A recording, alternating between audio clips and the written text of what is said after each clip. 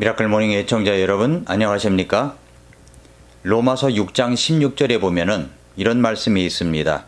너희 자신을 누구에게 종으로 내주어 순종하게 하면 너희가 순종하는 그 사람의 종이 되는 줄을 너희가 알지 못하느냐? 혹은 죄의 종으로 사망에 이르고 혹은 순종의 종으로 의에 이르느니라 라고 말씀을 했습니다. 내가 누구에게 순종하느냐에 따라 그 대상자의 종이 됩니다. 죄 가운데서 죄를 짓고 살아갑니까? 그렇다면 그 사람은 죄의 종입니다. 그러나 내가 구원받고 보니 우리 하나님께 감사한 마음이 있어서 자발적인 마음으로 주님의 말씀을 따라갑니까? 그렇다면 주님의 종입니다. 순종의 종으로 살아가는 것입니다. 주님께서 우리에게 자유를 주셨다는 것은 정말로 엄청난 축복입니다. 제가 이런 얘기를 한번 해드리겠습니다. 제가 군대에서 있었던 일입니다. 저는 신학교를 다니다가 군대를 갔습니다. 그때야 정말로 끌려간다는 마음이 부모님이나 당사자에게 다 있었습니다. 입영열차를 타고 논산 훈련소로 갔습니다. 기차 안에서 지잡기를 해보셨습니까? 입영열차에 탄 사람은 모두 쥐가 되어가지고 고양이가 나타나면 모두 의자 아래로 숨어야 합니다. 마주보고 합하여 6명이 앉았는데 그 6명이 의자 밑으로 들어가려고 하니까 그 상황이 어떻겠습니까? 그렇게 하다가 논산 훈련소에 도착을 해서 이제 입소를 하게 되었고 훈련을 마치고 나오니까 주특기 610 수송병과를 받아가지고 1101 야공단 133 대대에 배치를 받아 이제 거기서 군대 생활을 하게 됐습니다. 지금의 마석 세터에 있는 부대입니다. 서울에서 아주 가깝고 그런 유원지입니다. 밖은 유원지 있는지 모르겠지만은 공병부대의 본보중대 수승부는 군기가 정말로 살벌했습니다. 한밤중에 자다가도 빤스바람의 선착순은 이 사회에서 아직 물이 빠지지 않은 저로서는 아주 고역이었습니다. 고참이 집합을 하라고 하면 어떤 이유를 만들어서라도 줄바따를 치는데 막내인 저로서는 맞기만 했습니다. 몇 대 맞으면 견딜 수 있는데 어느 정도 맞으면 구토가 나올 정도였습니다. 그렇게 군 생활을 하는데 내무반에 제주도에 사는 고참이 하나 있었습니다. 지금도 얼굴이 선한데 아주 지독하게 저를 갈궜습니다. 예수님 믿는다고 갈구고 교회 간다고 갈구고 정말 탈영을 하고 싶을 정도로 심하게 무식하게 때렸습니다. 정신적으로 육체적으로 얼마나 심했던지 지금도 제주도 그 고참 XS라고 할 정도로 잊혀지지가 않습니다. 아직 그 군대의 추억이겠지만 말입니다. 저는 그 신무대, 심하게 무식하게 때리는 이 신무대 밑에 있었습니다. 이름이 기억나지 않기 때문에 제주도 산다는 것만 기억이 나기 때문에 이름을 붙여봤어요. 신무대, 심하게 무식하게 때렸던 병장. 저는 자유하지 않았습니다. 정말 생각하고 싶지도 않은 장면인데 왜 제가 이런 이야기를 하는지 모르겠습니다만 한번 들어보시기 바랍니다. 저는 그 신무대, 이 심하게 무식하게 때리는 그 고참 밑에 있었습니다. 그 신무대 병장 때문에 얼마나 기도 생활을 열심히 했는지 모릅니다. 허구한 날 괴롭혔으니까요. 휴식을 하게 되면 술잔이 돌아옵니다. 그런데 꼭 그 제주도 사는 신무대 병장이 제 앞에 와서 대접에 소주를 따라주면서 먹으라는 겁니다. 그래서 저는 구원받은 크리스천이고 신학생입니다. 술을 마시지 않습니다. 라고 했더니 윽박지르며 먹으라는 겁니다. 그래서 제가 에스더 누님의 이야기를 잠깐 빌려서 이렇게 말했습니다.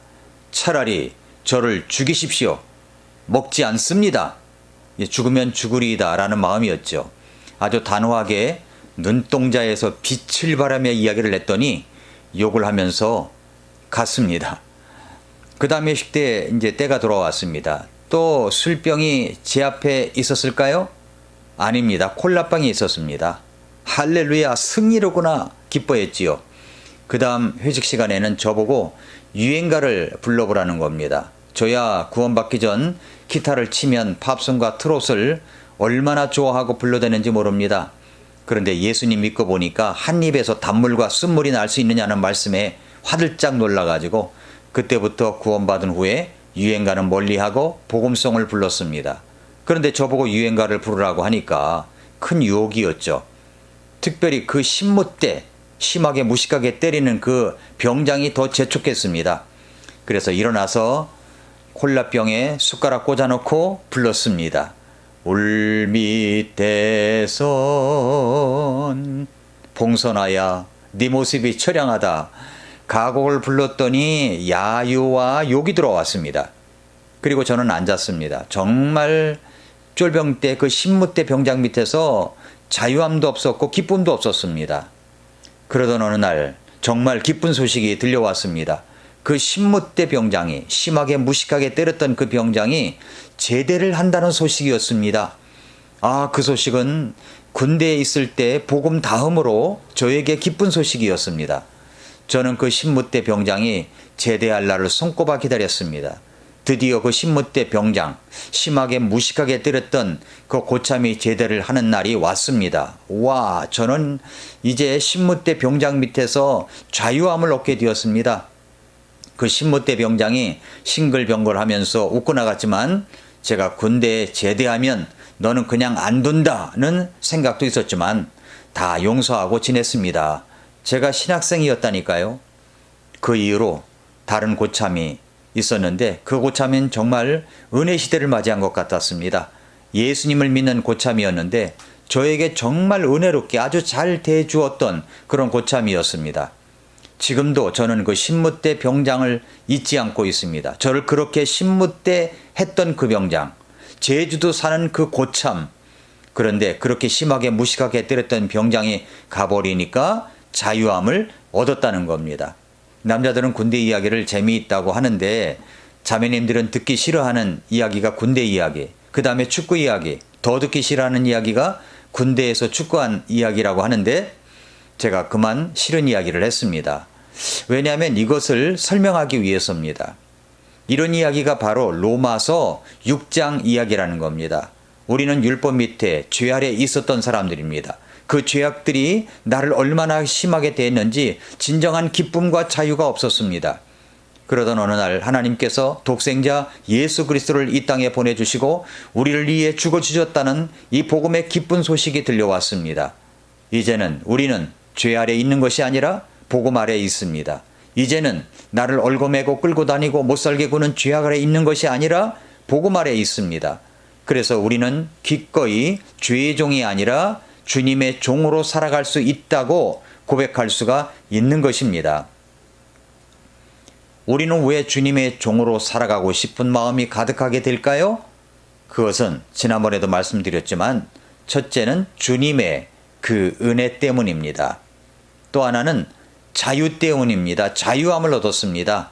이제는 제가 그 군대 신무대 병장, 그 심하게 무식하게 때렸던 그 병장 밑에 있지 않고 나를 은혜롭게 대하는 병장 밑에서 지냈던 때를 기억합니다. 제대하고 가버렸으니까 그 밑에 있는 것이 아니죠. 이제 우리는 죄악 아래 있지 않습니다. 율법 아래 있지도 않습니다. 예수님께서 우리에게 큰 자유함을 주셨기 때문입니다. 로마서 6장 17절과 18절에 보면 그러나 하나님께 감사하리로다. 너희가 죄의 종이었으나 너희에게 전달된 교리의 그 틀에 마음으로부터 순종하고 이로써 죄로부터 해방되어 의의 종이 되었느니라 라고 말씀했습니다. 의의 종의 반대는 죄의 종입니다. 확실하게 우리는 이제 의의 종입니다. 죄에게 내준바된 죄의 종이 아닙니다. 주님의 은혜로 구원받아 은혜 아래에서 주님께 드린 의의 종이 되었습니다. 또 하나 이유가 있다면 셋째는 변화에 따른 결과, 열매 때문입니다. 로마서 6장 21절부터 23절을 보면은 그런즉 너희가 지금은 부끄러워하는 그 일들 안에서 그때 무슨 열매를 얻었느냐? 그 일들의 끝은 사망이니라. 그러나 이제는 너희가 죄로부터 해방되고 하나님께 종이 되어 거룩함에 이르는 너희의 열매를 얻었으니 그 끝은 영존하는 생명이니라. 죄의 삭은 사망이나 하나님의 선물은 예수 그리스도 우리 주를 통해 얻는 영원한 생명이니라 말씀했습니다. 사실 인간은 다 노예입니다. 슬레이브입니다. 죄의 노예이든가 아니면 의의 노예이든가. 우리가 죄의 노예로 살아간다면 그 결과는 무엇입니까? 21절을 다시 보십시오. 그런즉 너희가 지금은 부끄러워하는 그 일들 안에서 그때 무슨 열매를 얻었느냐? 그 일들의 끝은 사망이니라. 사망이니라. 그렇습니다. 죄의 종으로 살아가게 되면 죄의 싹은 사망입니다. 그 사망의 냄새, 썩은 내를 풍기며 죽을 때까지 살아가다가 결국 지옥 불호수에 들어가는 것입니다. 죽은 것은 썩은 냄새를 풍깁니다. 부정한 일, 불법한 일, 썩고 냄새나는 일들에 거하면서 살아가게 됩니다. 그러나 의의 종이 되면 그 결과 열매는 어떻게 될까요? 22절을 다시 보시면 그러나 이제는 너희가 죄로부터 해방되고 하나님께 종이 되어 거룩함에 이르는 너희의 열매를 얻었으니 그 끝은 영존하는 생명이니라. 그 끝은 영존하는 생명이니라 말씀했습니다. 이 말씀을 다시 요약한다면 23절입니다. 죄의 싹은 사망이나 하나님의 선물은 예수 그리스도 우리 주를 통해 얻는 영원한 생명이니라. 사랑하는 애청자 여러분, 성도 여러분, 우리는 이제 끝을 볼 줄 아는 자가 되었습니다. 구원받았기 때문입니다.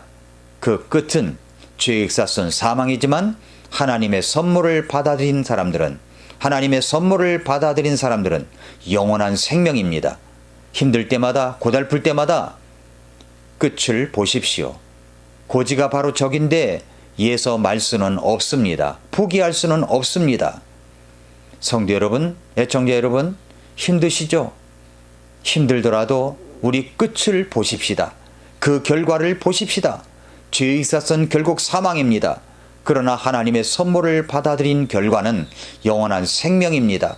그 영원한 생명 안에서 자유함과 기쁨을 가지고 살아가는 여러분들이 되시기를 축복합니다. 오늘도 미라클 모닝입니다.